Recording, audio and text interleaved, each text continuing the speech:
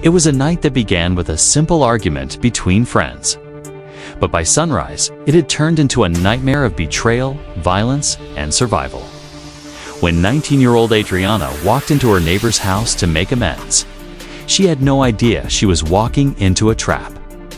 What followed was a brutal attack so shocking, it's hard to believe she lived to tell the tale. This is the story of a friendship gone horribly wrong, and the moment of victim's survival brought her attackers to justice. The night of the attack started like any other in a quiet Florida neighborhood. Adriana, a 19-year-old with her whole life ahead of her, decided to visit her neighbor Tina Brown to patch things up after a recent argument. What she didn't know was that Tina, along with her daughter Brittany and their friend Heather, had other plans. This wasn't just a friendly visit, it was a setup. As Adriana stepped into Tina's house, the tension was palpable. What started as a heated argument quickly escalated into something far more sinister. Tina, Brittany, and Heather ambushed Adriana, using a taser to incapacitate her before beating her mercilessly with a crowbar. But the horror didn't end there. The three women dragged Adriana to a car, threw her into the trunk, and drove her to a secluded patch of woodland. There, they doused her in gasoline and set her on fire, leaving her for dead.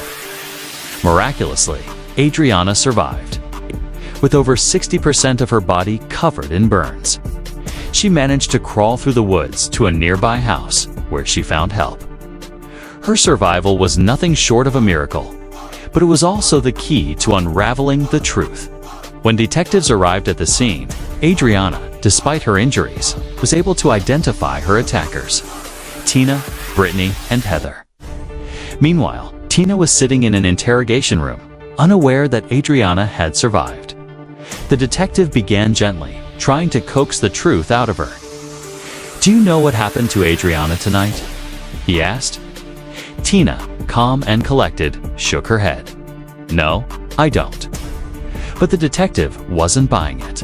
"She talked to us," he revealed, his voice steady but firm. "She said that you and Heather did this to her." Tina's face froze. The game was up. As the interrogation continued, Tina tried to maintain her innocence. She claimed she had been at Heather's house all evening, watching movies and eating fish and fries. "I was there all night," she insisted. "I didn't go anywhere." But the detective wasn't fooled. He knew there was bad blood between Tina and Adriana. The two had been feuding over a boyfriend, and tensions had been simmering for weeks. Tina even admitted, "We've had problems for a long time." But she insisted that she and Adriana had made up earlier that day. "We just started back talking today," she said, her voice wavering slightly. The detective pressed further, pointing out the inconsistencies in Tina's story. "You were home all night. You didn't see any kind of disturbance." Tina shook her head, but her body language told a different story. She slumped over, avoiding eye contact, her guilt written all over her face. It was clear she was hiding something. What Tina didn't know was that Adriana had already told investigators everything.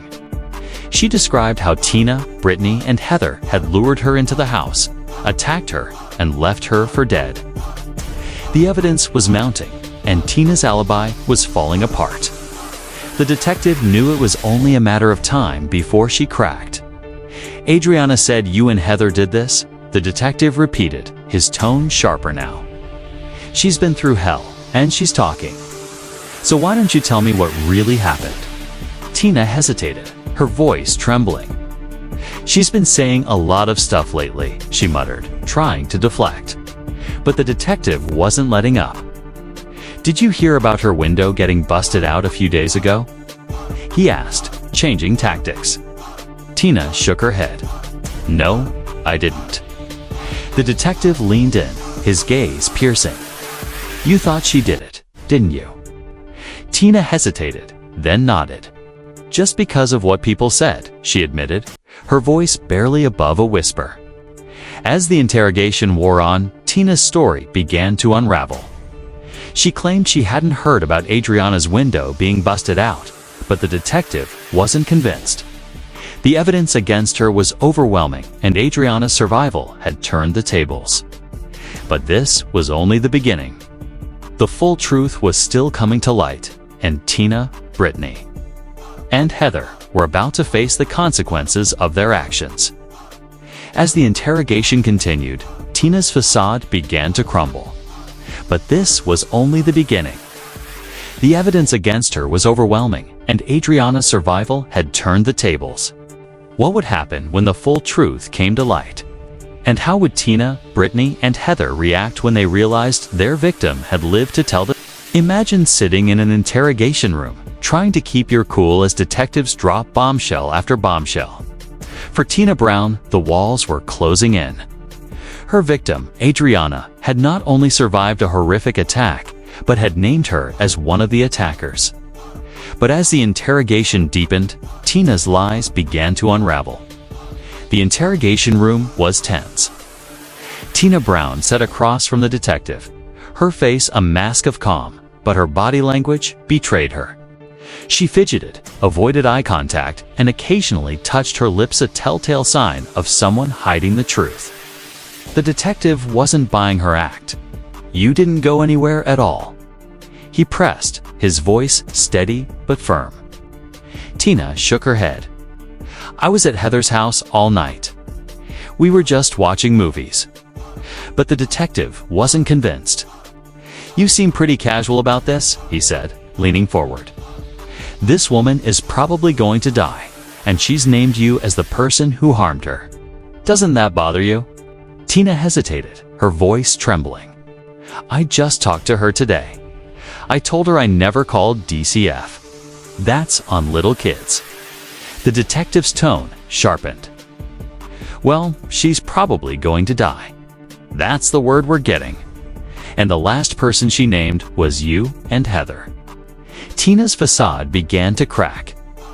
She slumped in her chair, her hands nervously touching her face.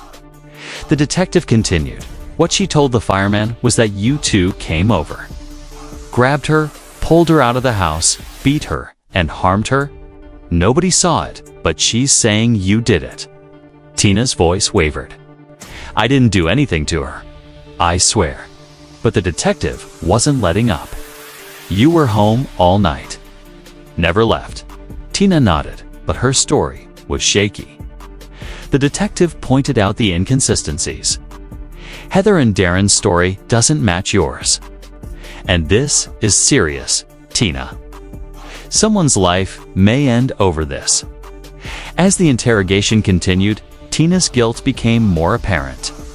She touched her lips repeatedly, a classic sign of someone trying to hide their lies. The detective pressed harder, revealing that Adriana had told rescuers exactly what happened. "She said you and Heather did this to her," the detective said, his voice cutting through the tension. "And now she's fighting for her life." Tina's defenses crumbled. "Adriana's been saying a lot of stuff lately," she muttered, trying to deflect. But the detective wasn't buying it. "Did you hear about her window getting busted out a few days ago?" he asked. Tina shook her head. "No, I didn't." The detective leaned in, his gaze piercing. "You thought she did it, didn't you?" Tina hesitated, then nodded. "Just because of what people said," she admitted, her voice barely above a whisper. Despite her denials, the evidence against Tina was overwhelming. Adriana's survival had turned the tables, and Tina's alibi was falling apart. But the real shock came when Adriana, after a brave fight for her life, tragically passed away 16 days later. Her death turned the case into a murder trial, and Tina, along with Heather and Brittany, was found guilty. Tina, believed to be the ringleader, was sentenced to death row. Heather and Brittany also faced life-changing consequences for their roles in the brutal attack. This case is a stark reminder of the devastating consequences of betrayal and violence. Adriana's survival, even for a short time, ensured that her attackers faced justice. But her story also highlights the resilience of the human spirit. Despite the unimaginable pain she endured, Adriana fought to tell the truth, In doing so, she brought her attackers to justice. If this story moved you, don't forget to like, share, and subscribe for more deep dives into the most gripping true crime cases. Let us know in the comments, do you think justice was served? And what do you make of Tina's actions? Until next time, stay curious and stay safe.